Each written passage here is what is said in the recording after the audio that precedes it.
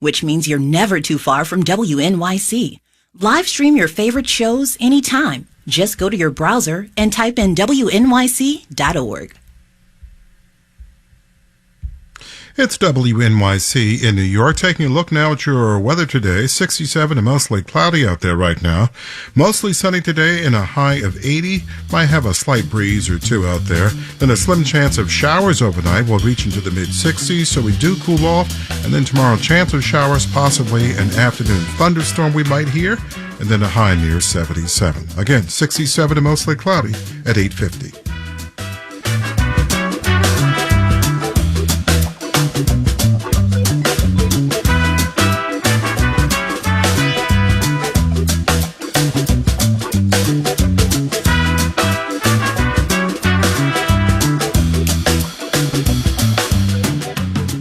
WNYC is supported by Apple TV Plus presenting Shrinking, starring Jason Segel, Harrison Ford, Jessica Williams, and Krista Miller. A therapist starts to break the rules and tell his clients exactly what he thinks, streaming on Apple TV Plus. Marketplace Morning Report is coming up next, and then in 10 minutes at 9 o'clock, it's the BBC NewsHour on WNYC. Let's check in with London to see what they're working on. London, good morning. Good morning, WNYC. I'm James Menendez. Today on NewsHour, a rare and shocking glimpse into what's happening in North Korea. How the world's most closed society is now completely sealed off, with fear and hunger stalking all those trapped inside. That's BBC NewsHour at 9 on WNYC. I'm Mark Schleisner, a proud WNYC Listeners Legacy Circle member. It feels great to be supporting a source of news, conversation, and analysis that I truly believe in. I can't say that about any other media outlet in any shape or form. To learn more about the Listeners Legacy Circle, call 646-829-4587 or email legacygiving@wnyc.org.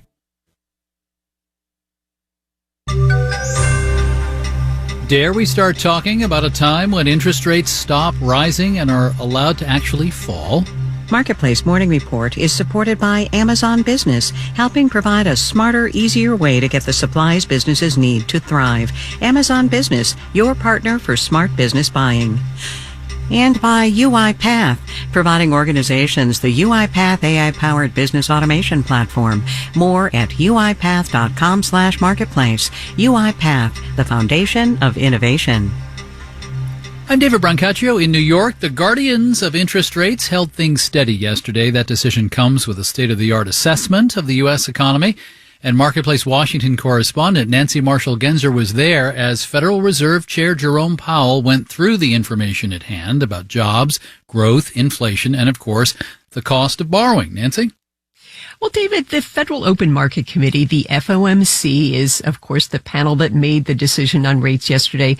Powell said it just needs time to assess the effect of its series of rate hikes.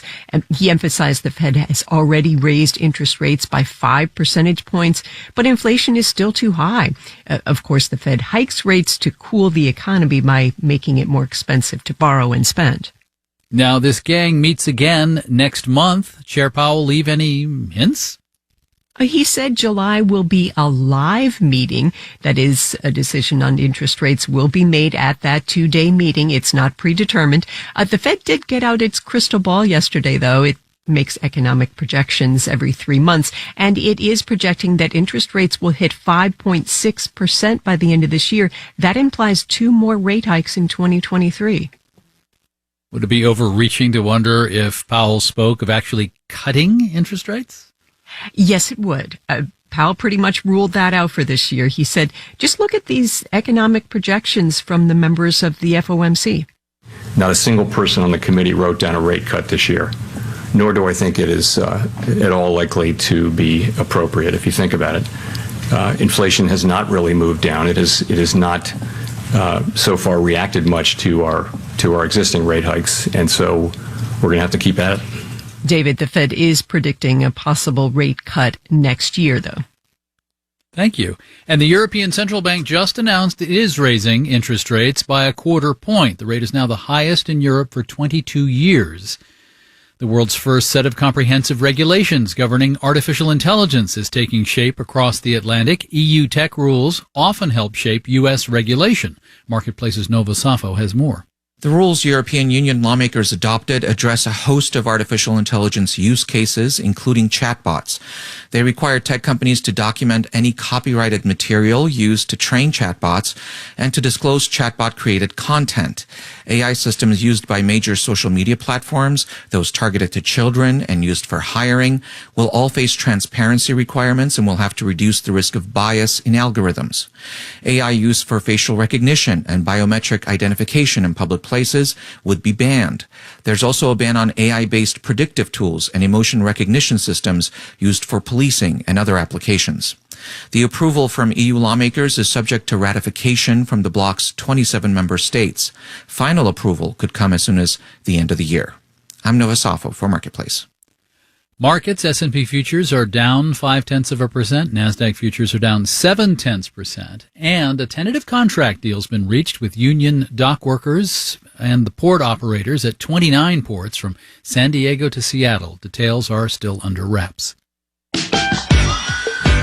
Marketplace Morning Report is supported by Progressive Insurance, providing direct car insurance rates side by side with other insurance carriers.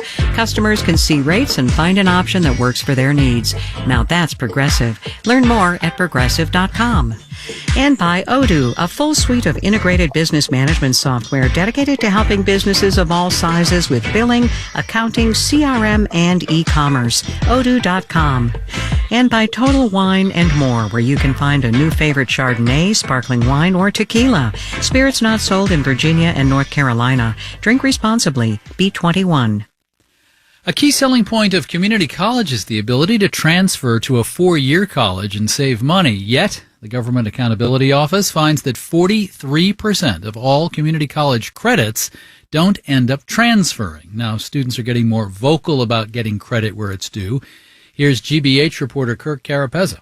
To get a head start on his bachelor's degree while still in high school, William Kamani took courses at a community college in Brockton, Massachusetts. I didn't really know what I was getting into. Kamani is the son of Kenyan immigrants. He earned enough credits to graduate high school not only with a diploma, but an associate degree. But when he enrolled at the University of Chicago, he learned a hard lesson in college economics. None of his credits would count. 0. Getting the email saying that none of them were going to get transferred was quite painful, because I feel like the degree that I worked towards was a lot of work, a lot of effort. In a statement, a spokesperson for the University of Chicago says transfer credits must come from institutions that grant bachelor's degrees.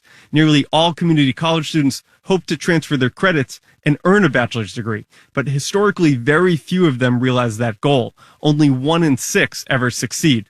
4-year institutions often require students to take their classes. Colleges are businesses. Francesca Purcell lectures at the Harvard Graduate School of Education, and she says there's a big incentive to accept students. There is not a big incentive to accept all of their credits. Why not? Given the financial situation that most 4-year institutions are in, they need to survive.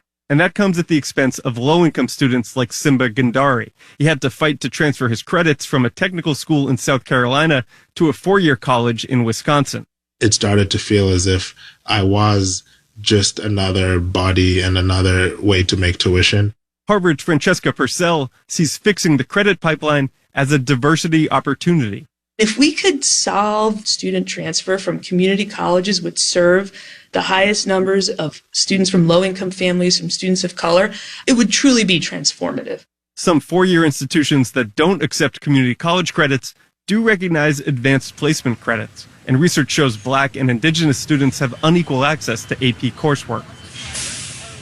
Back in Chicago, William Kamani says that exposes these institutions as businesses that tend to enroll white and Asian students. I think it kind of shows ingrained inequality, preferences towards, suburban, more affluent students. And he says it shows where colleges' priorities really are. In Boston, I'm Kirk Carapezza for Marketplace. And in New York, I'm David Brancaccio. This is the Marketplace Morning Report from APM, American Public Media.